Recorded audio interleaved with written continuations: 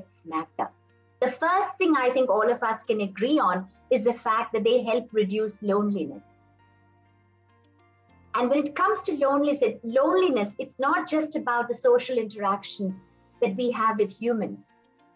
It could just be that we just want to connect ourselves with something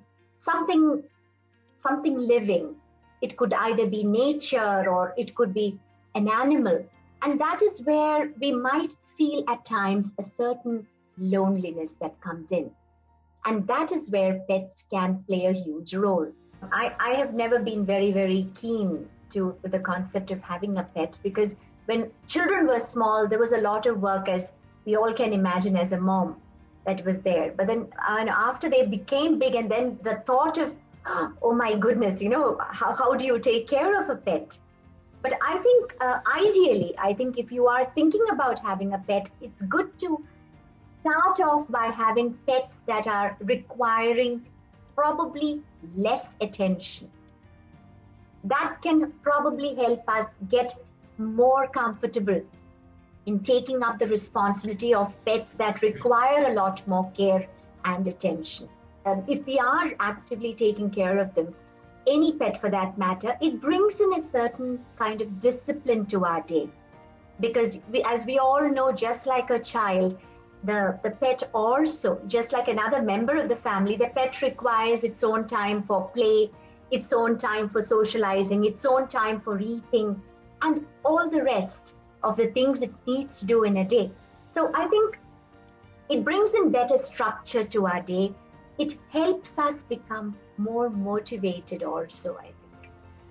For a lot of us who are probably introverts, I think it can even have a much more stronger impact. Parents are concerned. When you have a pet at home and when you have children learn a lot. I think the kind of learning they experience is very different as when they don't have an animal at home. It never struck me until I was very fortunate to have an animal and a pet at home. The child would realize once again a certain discipline to the day, which is required if the child is taking care of the pet, because there's a certain timing for everything. So the child will have a sense of responsibility towards another living being from a very early age, which I think is very, very healthy in helping them become more responsible. Number two, I think it also creates a certain sense of confidence. Because imagine if you are someone who is not sure about the contribution, the value of the contribution you make, and especially from a child's perspective. And just think about you're taking your dog for a small walk, feeding the dog, and you can see that the dog is growing and becoming healthy.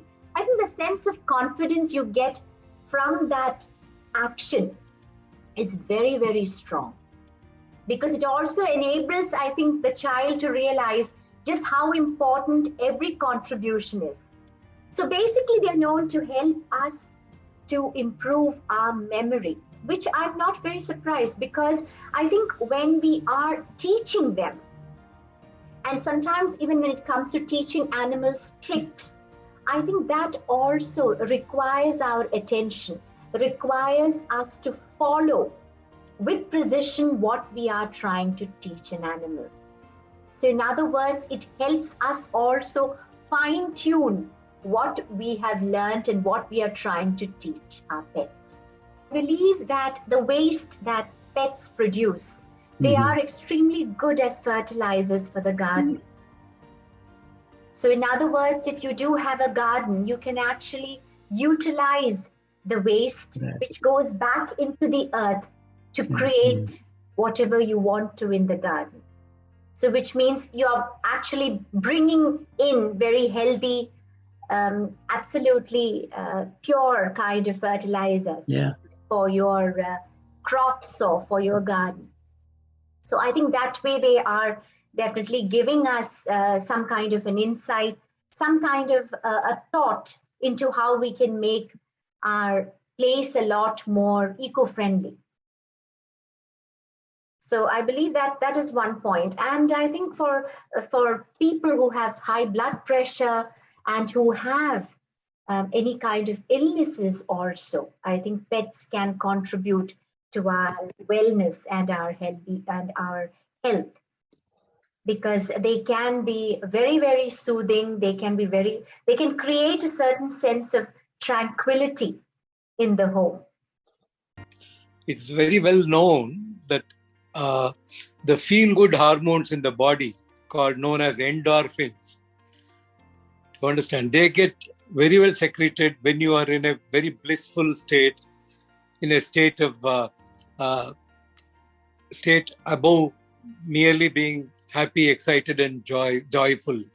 I think that's actually, and these what you call as feel-good hormones are very essential for maintaining a steady neurocognitive state. And that's one of the factors which is very well known, that those who rear pets in the house, even in advanced age, they maintain a fair degree of memory, their cognition, and their neurodevelopmental deterioration because of aging will definitely be delayed. That is one aspect. The other one, what I have noticed, especially amongst some of the adolescent patients whom I see, and their mindset, their ability to comply with the family morals and discipline is so much better wherever they have been rearing pets at home, especially a dog. So the concern of a single skip syndrome, where a single child always has his own challenges in adapting to the circumstances which parents generally tend to observe. Many times I've recommended these parents to have a pet or especially a dog at home. I think the single skip syndrome complexities will tend to a great extent minimize. Okay. So that way, I think having a pet at home has the ability to add more values than is just apparent. Okay, that's what I feel very strongly about. Okay. What are the challenges that we can probably consider when having a pet, or if we are looking at a pet, what are some of the challenges that we need to consider? To draw out a simple comparison, what are the challenges that you foresee becoming a parent, but still you want to become a parent? Okay, there are huge plus and great advantages. Of course, I think you need to devote some quality time for them and ensure that you have them appropriately immunized as per the vet's advice, and then provide the necessary skin care and nutrition guidelines. There'll be plenty of these available, and all these are so doable.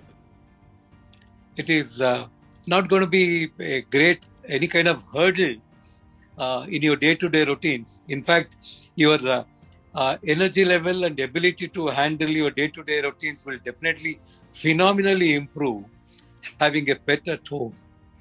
Okay. And if even the slightest inclination is there to and make an attempt to have a pet at home, don't deny yourself the joy and pleasure of having a pet. It's always going to add great amount of bliss in your day-to-day routines. That's what I could say. Keeping us safe. And I think definitely, I think when it comes to safety, yes, I think dogs, they play a huge role in making us feel safe. But I think at the same time, it depends on the breed of a dog also, exactly whether you want to have a guard dog or whether you would like to have a huge, fluffy, loving dog who would bark just to let you know that there is somebody at home who is not part of the family. But all in all, I think pets are able to bring a certain joy into our life purely because of the love that they teach us and the love that they are able to bring from us, not just towards them, but to the whole world in general.